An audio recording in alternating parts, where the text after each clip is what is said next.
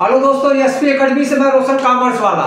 दोस्तों आज मैं आप लोगों को पढ़ाने वाला हूं मान की लोच। आज दोस्तों पढ़ाने वाला हूं मान की लोच। इससे पहले मैंने मान पढ़ाया, मान का नियम पढ़ाया, मान के प्रकार पढ़ाया, जो कि ओल्ड वीडियो पर पढ़ा हुआ है हमारा। आज मैं आप लोगों को दोस्तों पढ़ाने वाला हूं मान की लोच।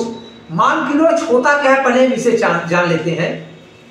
जब किसी वस्तु की कीमत के कारण, आय के कारण या आड़ी या तिरछी वस्तु के कीमत के कारण उसके मात्रा में परिवर्तन होता है, तो उसका एक गुणात्मक माप या सापेक्षिक माप, किस हिसाब से कीमत परिवर्तन हुआ तो किस हिसाब से मानी गई मात्रा परिवर्तन हुई, या किस हिसाब से आय परिवर्तन हुआ तो किस हिसाब से मानी गई मात्रा परिवर्तन हुई।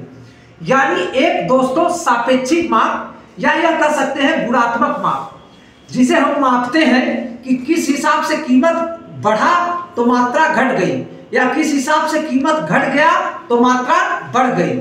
इसका एक सापेक्षिक मापना ही कहा जाता है दोस्तों मान की लोच। अब दोस्तों इससे पहले वीडियो में मैंने आप लोगों को बताया है कि मान आपका तीन प्रकार का होता है। एक होता है कीमत मान, एक होता है आय मान और एक होता है आड़ी या तिरछी मान। दोस्तों मैं आपको बता दूं मान की लोच यही तीन प्रकार में पाए जाते हैं। मान की कीमत लोच, कीमत में परिवर्तन के कारण जब कीमत से मापेंगे कितनी मात्रा घटी या कितनी मात्रा बढ़ी। दूसरा दोस्तों मान की आय लोच, किस हिसाब से आपका परिवर्तन हुआ है तो किस हिसाब से मांगी गई मात्रा परिवर्तन हुआ, यानी आय में परिवर्तन के कारण कितना आय परिवर्तित हुआ तो किस हिसाब से मांगी गई मात्रा परिवर्तित हुई। और हमारा तीसरा है दोस्तों मान की आड़ी या तिरछी लोच, कि किस हिसाब से मान की अन्य किसी का प्राइस घटा तो किस रेशियो में अन्य किसी की मात्रा बढ़ी, या अन्य किसी प्राइस का कम हो जाना और किसी मात्रा का बढ़ जाना। इसका एक अनुपातिक रेशियो निकाला जाता है दोस्तों, जिसे हम लोग कहते हैं मान की लोच। मान की लोच तीन प्रकार का होता है, मान की कीमत लोच, मान की आय लोच, मान की आड़ी या तिरछी लोच। मैंने पहले ही बता दिया दोस्तों, जब कीमत में परिवर्तन के कारण अनुपातिक सापेक्षिक माप निकालेंगे तो कीमत लोच कहा जाएगा। मान की आय में परिवर्तन के कारण अगर आपका मात्रा परिवर्तन हो रहा है तो उसे हम लोग आय लोच कहते हैं। और दोस्तों अगर मान की आड़ी या तिरछी लोच अगर मापना होगा तो किसी की कीमत में परिवर्तन, किसी की मात्रा में क्या परिवर्तन हुआ, इसको मापना ही कहा जाता है आड़ी या तिरछी लोच। अब दोस्तों ये कीमत लोच हमारे 5 प्रकार के होते हैं। कीमत लोच 5 प्रकार के होते हैं। तो दोस्तों मैं आज आप लोगों को बताने वाला हूं कीमत लोच। कीमत लोच 5 प्रकार का होता है, 1, 2, 3, 4, 5। हमेशा ध्यान रखना मान की कीमत लोच 5 प्रकार का होता है। दोस्तों मान के कीमत लोच 5 प्रकार के होते हैं। पहला पूर्णतया लोचदार, दूसरा होता है पूर्णतया बेलोचदार, तीसरा होता है इकाई लोचदार, चौथा होता है इकाई से कम, पांचवा होता है इकाई से अधिक। मित्रों यहां पर मैं बता दूं, अभी मैं 2 प्रकार ग्राफ बताने चल रहा हूं। 5 प्रकार में 2 प्रकार का ग्राफ बताने चल रहा हूं। पूर्णतया बेरोजगार में क्वांटिटी और प्राइस।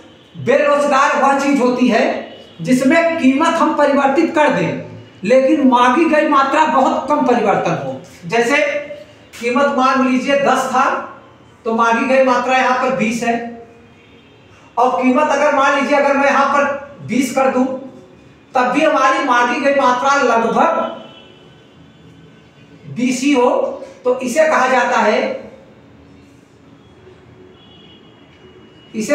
है दोस्तों पूर्णतया बेलोचदार, जिसमें कीमत में परिवर्तन के कारण मांगी गई मात्रा में कोई भी परिवर्तन ना हो या बहुत थोड़ा नगण्य का मतलब बहुत कम, बहुत न के बराबर परिवर्तन हो, तो हम उसे कहते हैं पूर्णतया बेलोचदार।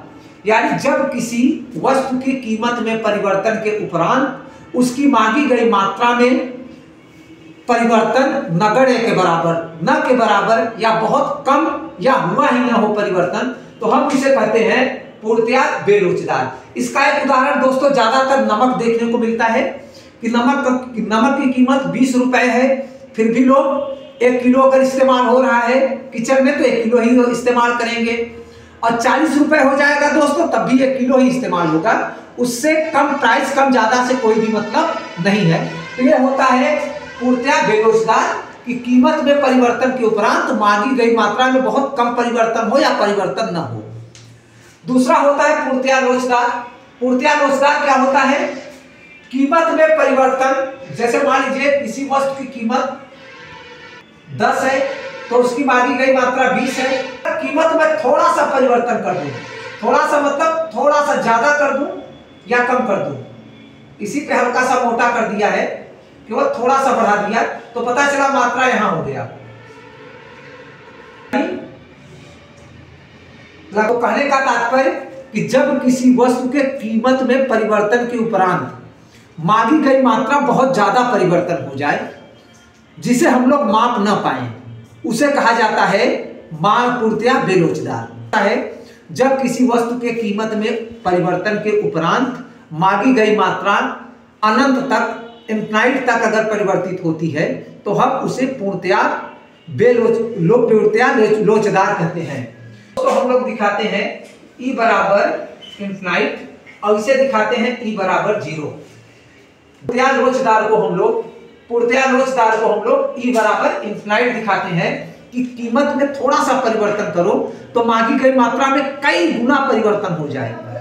और पूर्णतया बेलोचदार की क्या परिभाषा है कि कीमत में थोड़ा सा परिवर्तन करो तो मांगी गई मात्रा बहुत ज्यादा परिवर्तित हो, ना हो केवल उतना ही हो, न के बराबर, यानी थोड़ा सा केवल परिवर्तन हो मात्रा, तो उसे कहते हैं पूर्णतया।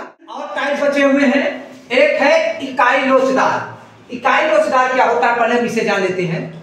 जब किसी वस्तु के कीमत में परिवर्तन और मात्रा में परिवर्तन अनुपातिक रूप से बराबर होता है, ना तो कम हो ना तो ज्यादा हो। जैसे कीमत यहाँ 10 रुपए था तो मांगी गई मात्रा यहाँ पर 20 थी, कीमत 10 था तो मांगी गई मात्रा 20 थी, कीमत 20 कर दिया गया तो मांगी गई मात्रा 10 हो गई। तो जिस अनुपात में कीमत का परिवर्तन हुआ उसी अनुपात में मांगी गई मात्रा भी परिवर्तित हो गई। तो दोस्तों इसे कहते हैं इकाई लोचदार।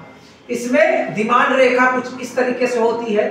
तो जिस अनुपात में कीमत का परिवर्तन हो उसी अनुपात में मांगी गई मात्रा भी परिवर्तित चेंज हुआ हो तो हम उसे इकाई लोचदार कहते हैं। इकाई लोच में दोनों का अनुपात वही आता है, जिस अनुपात में कीमत परिवर्तित होता है उसी अनुपात में मांगी गई मात्रा भी परिवर्तित होती है। जैसे 10 से यहाँ पर 20 क्वांटिटी थी और जब 20 रुपए कर दिया गया तो क्वांटिटी 10 हो गई। तो जब आपका कीमत 50% से बढ़ा दिया गया तो आपका जो सेल्स था 50% हो गया। इसे कहते हैं दोस्तों इकाई लोचदार। अब दोस्तों हम बताने चल रहे हैं इकाई से कम। इकाई से कम का मतलब होता है कि कीमत आप बढ़ा दो लेकिन मांगी गई मात्रा उस अनुपात में न बढ़े, उससे कम अनुपात में घटे या बढ़े। जैसे 10 रुपए पे क्वांटिटी थी 20, 10 रुपए पे क्वांटिटी थी 20, अब 20 रुपए कर दिया गया तो क्वांटिटी है हमारी 18। तो जिस अनुपात में कीमत बढ़ा उससे कम अनुपात में मांगी गई मात्रा परिवर्तित हुई, तो इसे कहते हैं इकाई से कम। इसे कहते हैं इकाई से कम। इसका डिमांड कुछ इस तरीके से होता है। इसे कहते हैं E बराबर 1 और यहां पर E is greater than 1। E यहां पर 1 से कम होता है। जिस अनुपात से कीमत परिवर्तित होती है उससे कम अनुपात में मांगी गई मात्रा भी परिवर्तित होती है। लास्ट है हमारा इकाई से अधिक। इसमें क्या होता है, जैसे 10 रुपए पे मांगी गई मात्रा 20 है तो 20 रुपए कर देने पर मांगी गई मात्रा 5 हो जाए। तो जिस अनुपात से कीमत परिवर्तन हुआ उससे कहीं ज्यादा अनुपात में मांगी गई मात्रा परिवर्तित हो गई। जिस अनुपात में कीमत परिवर्तित हुआ उससे ज्यादा अनुपात में मांगी गई मात्रा परिवर्तित हो गई। इसे हम लोग कहते हैं इकाई से अधिक लोच। इसका डिमांड रेखा कुछ इस तरीके से बनता है दोस्तों, इस तरीके से कुछ डिमांड रेखा बनता है और इसे कहते हैं ई बड़ा है 1 से। तो दोस्तों ये 5 प्रकार होते हैं कीमत लोच को। ये तीनों पांचों प्रकार ग्राफ सहित आपको व्याख्या करना रहेगा। मान की लोच 3 प्रकार का होता है, मान की कीमत लोच 5 प्रकार का होता है। तो ये पांचों प्रकार दोस्तों आप अपने कॉपी पर देखकर वीडियो थोड़ा इत्मीनान से आप बना लीजिएगा ग्राफ के साथ।